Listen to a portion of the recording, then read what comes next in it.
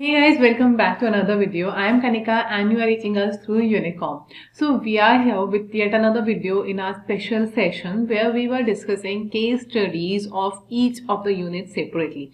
Okay, so we have already covered case studies for Indian Contract Act and Indian Partnership Act, and today we have 5 case studies from Sales of Goods Act, right? So you were asking about SOGA and company. So first we'll have the Sales of Goods Act case study. What we brought to you today is 5 case laws, and we will cover step by step a reading of case study, and then you will also know which words to mark. So keep in mind कि जब आप हमारे साथ question पढ़ रहे हैं तब आप उन वर्ड्स को जरूर मार्क करें, ताकि आप जब एग्जाम में क्वेश्चन पढ़ रहे हैं तब भी आपके पास ये हैबिट रहे और आप उसमें इंपॉर्टेंट वर्ड्स को मार्क करते जाएं. फाइन. सो हमारा यही प्रोसीजर है. अभी भी आपने अगर पहले वाले नहीं देखे हैं वीडियो तो उन वीडियोस को देखें, वो आपको हेल्प करेंगे केस स्टडी को पढ़ के उसमें पॉइंट्स मार्क करने में, और उसमें इंपॉर्टेंट चीजें हमें कैसे निकालनी है, कैसे प्रोविजन ढूंढना है, इन सबको देखने के लिए. फाइन. सो हमारे पास इसके अलावा आपका कंप्लीट रिवीजन भी हो चुका है. तो चैनल पे अगर अभी तक आपने वो नहीं देखा है तो आप रिवीजन वीडियोस भी चेकआउट कर सकते हैं. उसके अलावा आपके एग्जाम्स काफ़ी पास हैं, तो आई होप अब तक आपने कंप्लीट कर लिया है कोर्स अपना, और अभी हम सब केवल रिवीजन पे फोकस कर रहे हैं, राइट? सो अगर अभी तक आपने बाकी दोनों चैप्टर्स का रिवीजन कर लिया है और सेल्स ऑफ गुड्स एक्ट का भी आपका रिवीजन हो चुका है, तो आप इनको सॉल्व करें, साथ साथ में सॉल्व करें, और इस तरीके से करें कि आप वीडियो पॉज करें, पहले आंसर लिखें और फिर इसका आंसर लिखें, right? So that would be a practice session, और साथ साथ में आपको टिप्स भी मिलता जाएगा कि आप क्या उन प्रोविजंस को पकड़ पा रहे हैं या नहीं पकड़ पा रहे हैं. Correct? And also, if you are new to the channel, please do not forget to click on the subscribe button as well as the bell icon, so that you are notified with every new video that we are uploading and every new thing that we are solving out here, right? तो उसमें आप click जरूर कर दें. और अब हम चलते हैं हमारे वीडियो की तरफ. हमारे पास जो केस स्टडीज हैं आपके सेल्स ऑफ गुड्स एक्ट की, ये स्पेसिफाई हमने कर दिया है कि सेल्स ऑफ गुड्स एक्ट से हैं, बट स्टिल हम देखेंगे कि हमें क्यों पता चला, क्योंकि कई बार सेल्स ऑफ गुड्स एक्ट की केस स्टडीज में नीचे एक्ट का नाम नहीं दिया होता है. फाइन. तो let's see first question. Mr. P was running a shop selling good quality washing machine. Fine, no issues. Mr. Q came to his shop and asked for washing machine which is suitable for washing woolen cloth. Purpose बता दिया गया है. Fine. हमें क्या पता चला है? Washing machine के डीलर हैं, तो हमने उनको पर्पस बता दिया, वुलन क्लोथ के लिए चाहिए. Mr. P showed him a machine which Mr. Q liked and paid for it. Fine. Later on, the machine was delivered to Mr. Q's house. It was found that it was a wrong machine and unfit for washing woolen clothes. He immediately informed Mr. P about the delivery of wrong machine. P refused to exchange the same, saying that the contract was complete after the delivery of the machine and the payment of the price. ठीक है. With reference to the provision of Sales of Goods Act, discuss whether Mr. P is right in refusing the exchange of washing machine. ठीक है. अगर हम इसको हिंदी में देखें तो हमारे पास में ये रहता है कि मिस्टर पी जो कि एक शॉपकीपर है, उन्होंने पहले तो डिस्क्रिप्शन के बेसिस पे एक मशीन दिखाई है अपने कस्टमर को. फिर वो मशीन का सैंपल देखने के बाद जब हमने मशीन को सेलेक्ट कर लिया, तो उन्होंने जब उस मशीन को डिलीवर किया तब और सेलेक्टेड मशीन में फर्क था, राइट? और हमने रिक्वायरमेंट बताई थी सर वुलन क्लोथ्स के लिए हमें चाहिए. तो जब दोनों मशीन में फर्क था, डिफरेंस था, तो the customer mister Q wanted to return it, but P is saying that क्योंकि आपने पेमेंट कर दिया है और हमने गुड्स की डिलीवरी आपको दे दी है, तो हमारा कॉन्ट्रैक्ट खत्म हो गया, इसके आगे हमारी कोई लायबिलिटी नहीं है. तो क्या पी सही है? तो देखो सीधी सी बात है कि नहीं, सही तो नहीं है, ये तो हमें पता चल गया, पर मैम प्रोविजन कौन सा आएगा? देखो प्रोविजन में हमारे पास में 2-3 चीजें जो हमने अंडरलाइन करी. सबसे पहले हमने उनको डिस्क्रिप्शन दिया और हमारा पर्पस बता दिया है. सुटेबिलिटी हमने बता दी है। दूसरी बात, हमने सैंपल भी देख लिया है, राइट। तो हमने क्या कहा, अगर आपने सैंपल देख लिया और डिस्क्रिप्शन दे दिया तो सर सीधी सी बात है, हमारा प्रोविजन क्या है, प्रोविजन होगा goods sold as by sample as well as description. ठीक है, आपने sample as well as description से सामान बेचा है तो आपका जो प्रोडक्ट है वो दोनों के हिसाब से होना चाहिए, सैंपल के हिसाब से भी होना चाहिए और डिस्क्रिप्शन के हिसाब से भी होना चाहिए, राइट। ये बात हमें पता है। तो सर यहाँ पे आपका प्रोविजन भी वही आएगा। क्या प्रोविजन आएगा आपके पास, section 15 of sales of goods act क्या कहता है, सेक्शन 15 कहता है कि अगर आपने कोई product sample as well as description से बेचा है तो ये एक इम्प्लाइड कंडीशन है कि आपका प्रोडक्ट इन दोनों को करस्पॉन्ड करेगा, इन दोनों के हिसाब से होना चाहिए। और उसके अलावा where the buyer make known to the seller, अगर आपने पर्टिकुलर पर्पस बता दिया है तो एक और चीज आती है जजमेंट एंड स्किल के लिए, यानी कि क्वालिटी एंड फिटनेस। तो दो कंडीशन यहाँ अट्रैक्ट हो रही है, सैंपल डिस्क्रिप्शन कंडीशन आपकी क्वालिटी एंड फिटनेस वाली, राइट। तो इन दोनों कंडीशन के कारण आपको प्रोडक्ट तो वापस लेना ही पड़ेगा, करेक्ट। तो हमने क्या कहा, ये तो आपका प्रोविजन वाला फैक्टर हो गया। फिर आपके पास में आया fact, that is mister Q has informed to mister P that he wanted the machine, ये इन्होंने इन्फॉर्म किया था। Based on the above provision, based on the above provision and fact, ये हो गया आपका conclusion of the case. We understand that there is breach of implied condition. ठीक है, हमने कहा दो इम्प्लाइड कंडीशन अट्रैक्ट हो रही है, सैंपल और डिस्क्रिप्शन वाली, और सेकंड हमने कहा आपके यहाँ पे दूसरी कंडीशन है क्वालिटी एंड जजमेंट वाली। तो दो कंडीशन आपकी यहाँ अट्रैक्ट हो रही है, तो उसके कारण क्या होगा, they can either repudiate the contract और क्लेम दी डैमेजेस। फाइन, तो आप रिफंड ले सकते हो, डैमेजेस क्लेम कर सकते हो, कॉन्ट्रैक्ट को रेप्यूडिएट कर सकते हो, रिप्लेस करवाने का राइट आपके पास में है। कंडीशन ब्रीच हुई है, वारंटी ब्रीच नहीं हुई है, right. You are understanding that point.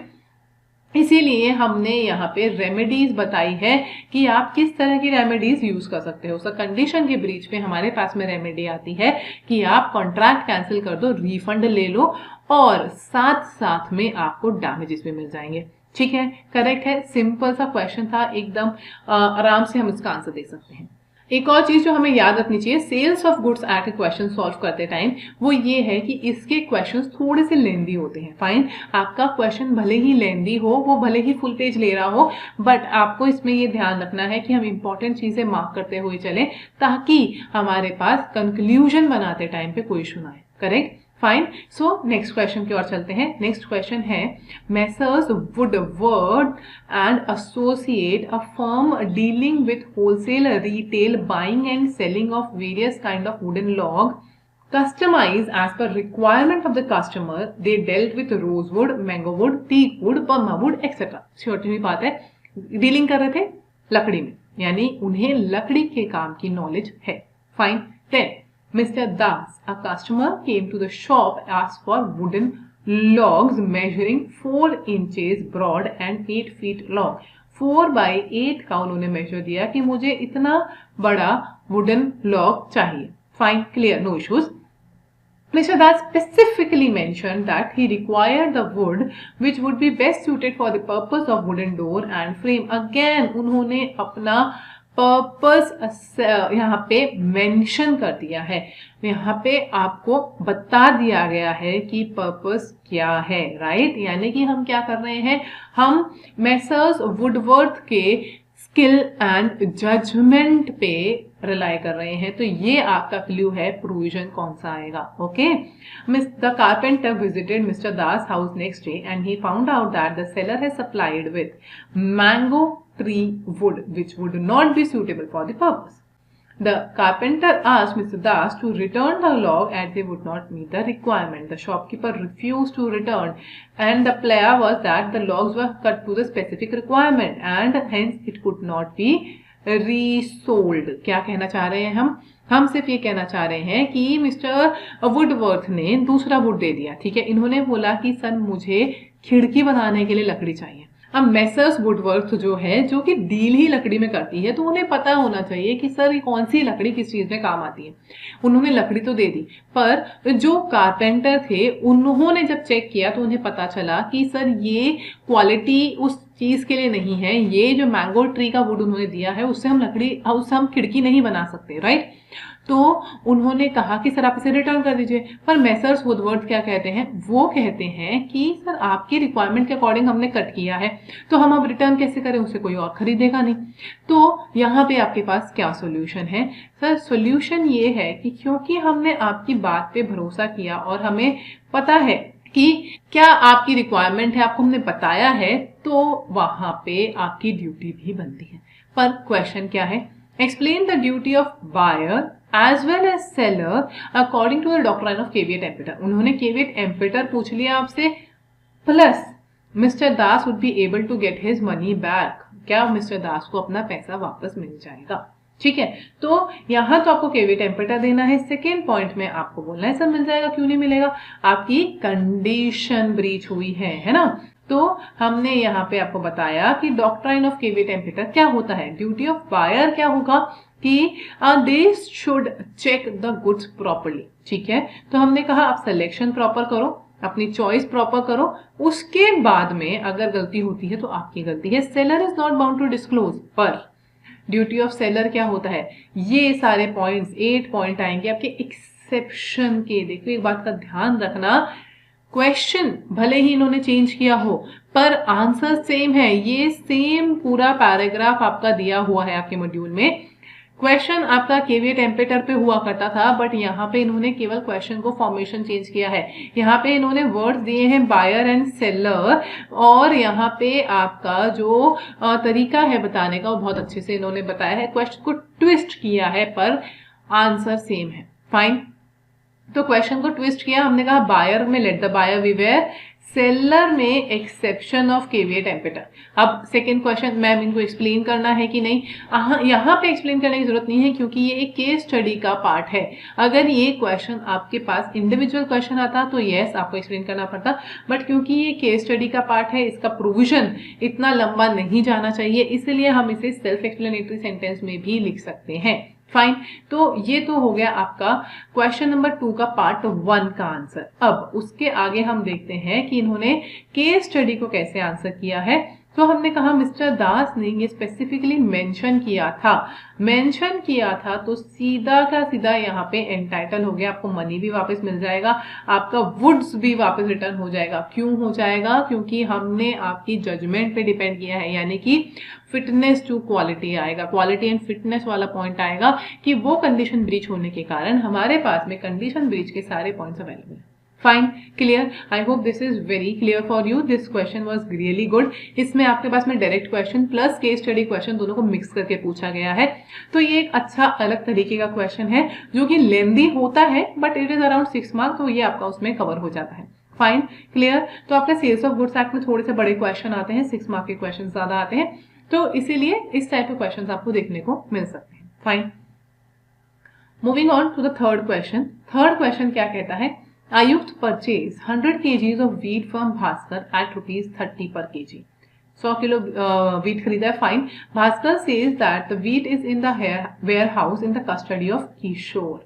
The warehouse keeper Kishore confirmed Ayukt that he has taken the delivery of the wheat for him, and till then he is holding the wheat on Ayukt behalf. This is the important thing. यहाँ पे क्या हुआ है, आयुक्त ने भास्कर से wheat खरीदा है, पर भास्कर ने क्या बोला था, सामान हमारे पास नहीं है, सामान वेयर हाउस वाले के पास है जिसका नाम किशोर है। किशोर ने बोला कि ठीक है, हमने आपकी इस बात को नोट कर लिया है कि गुड्स सेल हो गए हैं, और उसने आयुक्त को बोला अब हम गुड्स आपके बिहाफ पे रख रहे हैं। समझ में आ रहा है? इसी चीज में आपको प्रोविजन मिल गया। क्या प्रोविजन है? कंस्ट्रक्टिव डिलीवरी का। डिलीवरी हुई है गुड्स की, बट एक्चुअल डिलीवरी नहीं हुई है, हमने माना कि डिलीवरी हुई है, कंस्ट्रक्टिव डिलीवरी हुई है, ठीक है।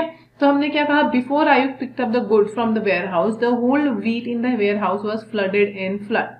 पूरा का पूरा वीट पानी में बह गया, और अब आयुक्त बोलता है कि मेरे को पैसे वापस चाहिए। Ayukt wants his price back on the contention that no delivery was made. वो कहता है कि जब मेरे पास सामान ही नहीं आया तो मैं आपको पैसे किस बात के दूं, जबकि जो सेलर है भास्कर वो कहता है कि हमने तो सामान आपको डिलीवर कर दिया, अब हमारी आगे की कोई लायबिलिटी नहीं, आगे की लायबिलिटी आपकी है। फाइन, तो अब क्या करेंगे आप, तो हमने कहा कि सर क्योंकि कंस्ट्रक्टिव डिलीवरी यहाँ पे हुई है और सामान डिलीवर कर दिया गया है तो हम ये मान के चलेंगे कि डिलीवरी तो हो गई, क्योंकि सामान डिलीवर हो गया है, किशोर ने यहाँ पे बता दिया है, तो सर सीधी सीधी सी बात है, अब आपका किसी भी तरह का पैसा क्लेम करने का राइट नहीं है। He can not claim the price back.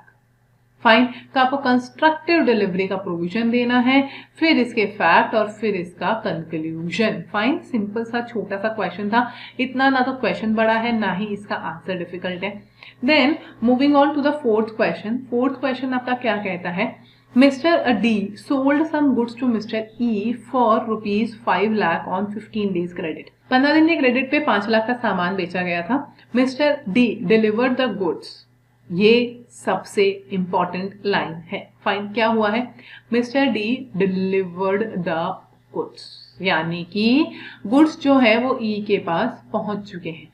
On due date mister E refused to pay the price, state the position and rights of mister D as per sales of goods act. तो आप क्या कहेंगे, sir पैसा नहीं दे रहा यानी कि unpaid seller हो गया। अनपेड सेलर हो गया तो सर राइट टू लेन ले लो, उसके बाद में right to stoppage in transit लिख दो, फिर गुड्स लिख दो, फिर प्राइस लिख दो, फिर इंटरेस्ट लिख दो, फिर डैमेजेस लिख दो, सारे राइट लिख देते हैं।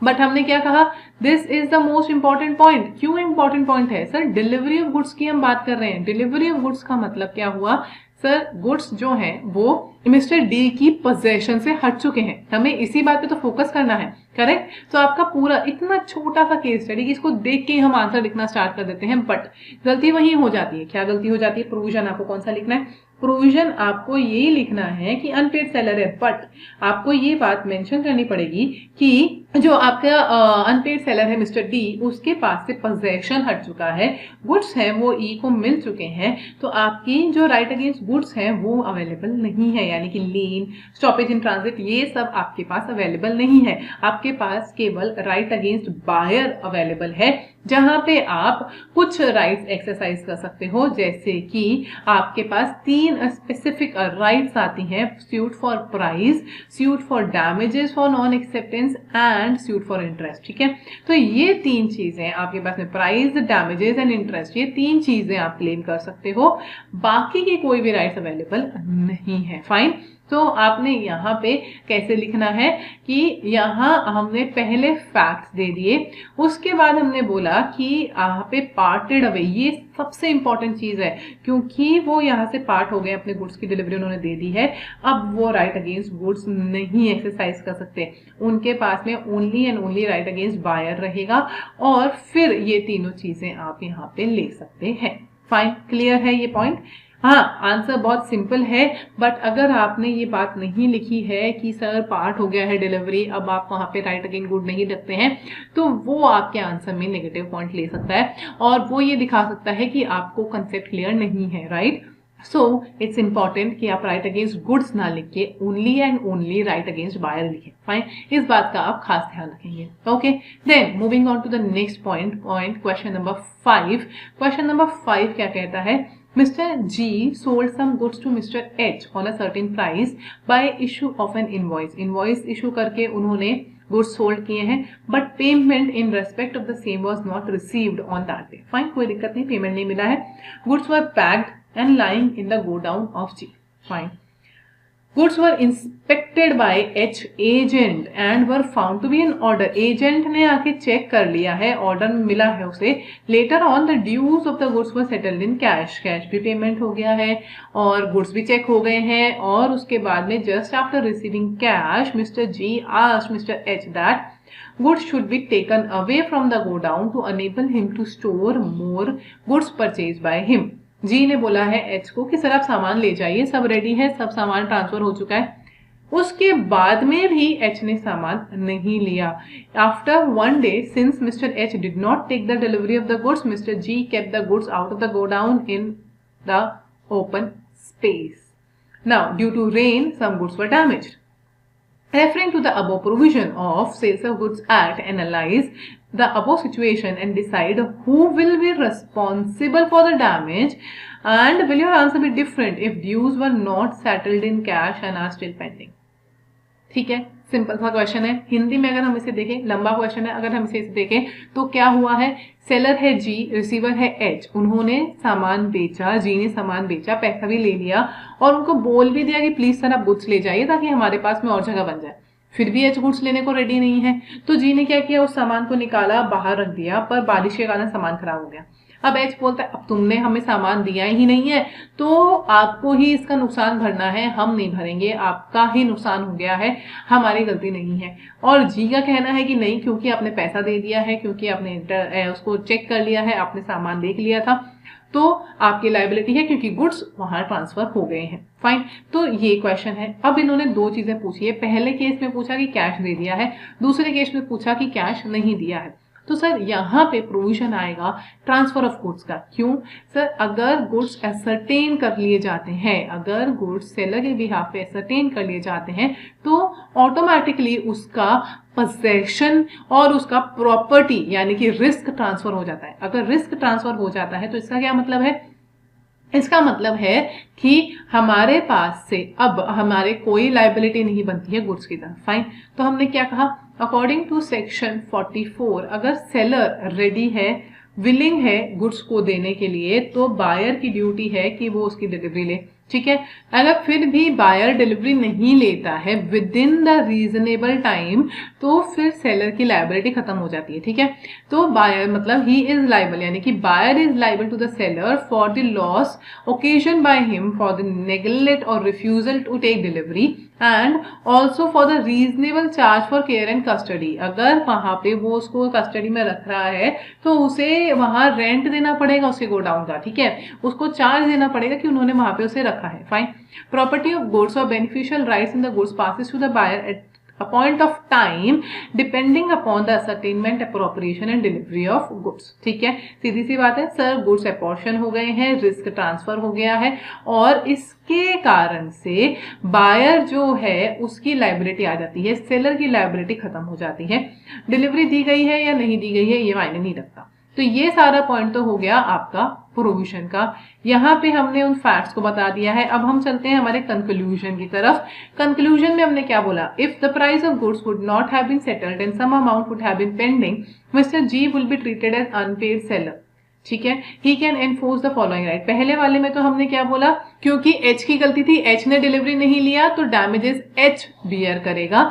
दूसरे वाले में हमने बोला कि अगर आपने कैश पेमेंट नहीं किया है तो भी गुड्स एसरटेन हो गए, सामान तो पास हो गया। ठीक है, तो इसका मतलब आपके पास में सेलर की लायबिलिटी तो नहीं है, पर क्योंकि कैश पेमेंट नहीं हुआ है या एनी काइंड ऑफ पेमेंट नहीं हुआ है तो वो अनपेड सेलर रहेगा। अगर वो अनपेड सेलर रहेगा तो हमारे पास में क्या आया, where under the contract of sale of property in the goods have been passed, property pass हो गई है, रॉन्गफुली नेग्लेक्ट किया गया है, तो वो प्राइस ऑफ गुड्स यहाँ पे ले सकते हैं। अब देखो बात पे ध्यान देना, यहाँ पे सेलर प्राइस क्लेम कर रहा है, बायर प्राइस क्लेम नहीं कर रहा, राइट। तो यहाँ पे दोनों ही केस में हमने लिखा है कि अगर वहां गुड्स एसरटेन हो गए हैं, प्रॉपर्टी पास हो गई है और उसके साथ साथ में अगर वहां कोई गलती हुई जिसके में बायर की गलती थी और गुड्स डैमेज हुए हैं, तो सेलर अपना पैसा निकलवा सकता है, सेलर प्राइस क्लेम कर सकता है, बायर नहीं कर सकता। बायर की गलती है, लॉस तो बायर ही बियर करेगा, सेलर का अगर कोई पैसा बाकी है तो वो पैसा वो निकलवा सकता है। ठीक है, तो यहाँ पे सेलर के पास राइट्स है क्योंकि उसने बोला था कि आप सामान ले जाइए, एच ने सामान नहीं लिया था, इस एक पॉइंट के कारण हमने सारा लायबिलिटी एच पे डाला है। और दोनों ही सिचुएशन में, चाहे कैश पे किया हो चाहे कैश नहीं पे किया हो, दोनों ही सिचुएशन में सेलर की लायबिलिटी है। क्यों है सेलर की लायबिलिटी, क्योंकि वहां पे हमारे पास ये नहीं देखना है कि पेमेंट आया कि नहीं। पेमेंट से हम कभी भी कॉन्ट्रैक्ट को असरटेन नहीं करते हैं कि कॉन्ट्रैक्ट कंप्लीट हुआ कि नहीं। हम कॉन्ट्रैक्ट को कैसे असरटेन करते हैं कि प्रॉपर्टी ऑफ गुड्स पास हुआ है और उसके टर्म्स एंड कंडीशन क्या थे, राइट। तो क्योंकि यहाँ पे प्रॉपर्टी पास हो गई है और यहाँ कॉन्ट्रैक्ट कंप्लीट मान लिया जाएगा। पेमेंट अगर आप बाद में भी दे रहे हैं तो भी चलता है, तो अगर कैश पेमेंट नहीं हुआ है तो वहां अनपेड सेलर के रूल्स आएंगे। ठीक है, तो आपको यहाँ पे ध्यान रखना है, दो प्रोविजन यहाँ पे अट्रैक्ट हुए हैं। पहला प्रोविजन आया था कि गुड्स असरटेन हुए हैं और वहां पे आपको लायबिलिटी लायबिलिटी बायर की बनती है। दूसरी बात यहाँ पे आई है कि पेमेंट अगर आप नहीं कर पा रहे हैं तो आप अनपेड सेलर हैं, फाइन। तो ये 2 प्रोविजन आपको देने हैं, दोनों पॉइंट का अलग अलग प्रोविजन यहाँ पे आपको मेंशन करना है, दोनों पॉइंट के अलग अलग फैक्ट मेंशन करने हैं और अलग अलग कंक्लूजन मेंशन करने हैं, फाइन। तो ये आपका क्वेश्चन रहेगा केस स्टडी। सारी केस स्टडीज अलग अलग पैटर्न की है। सेल्स ऑफ गुड्स एक्ट में 6 मार्क का क्वेश्चन आता है, अलग अलग पैटर्न का यहाँ पे केस स्टडी पूछा गया है।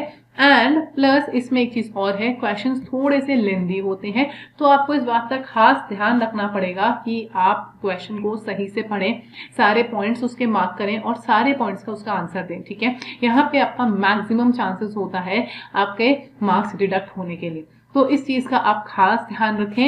एंड अगर आपको कोई भी कंफ्यूजन है नीचे कमेंट सेक्शन में जरूर मेंशन करें। कोई टॉपिक पे कंफ्यूजन है या आपको कोई चीज समझ में नहीं आ रही है, उसके लिए या हमारे चैनल पे पूरा sales of goods act complete करवाया गया है। आप उन सारे वीडियोस को रेफर कर सकते हैं अपने पॉइंट्स को क्लियर करने के लिए। अगर आपको केस स्टडी समझने में कोई इश्यू आ रहा है तो नीचे जरूर मेंशन करें कमेंट सेक्शन में, हम जितना जल्दी हो सकता है हम उसके लिए आपको रिजॉल्व करके देंगे, fine. Okay, so I will see you in the next video and all the best for your exams. We will meet again with another case study session. Till then stay healthy, be happy, bye bye.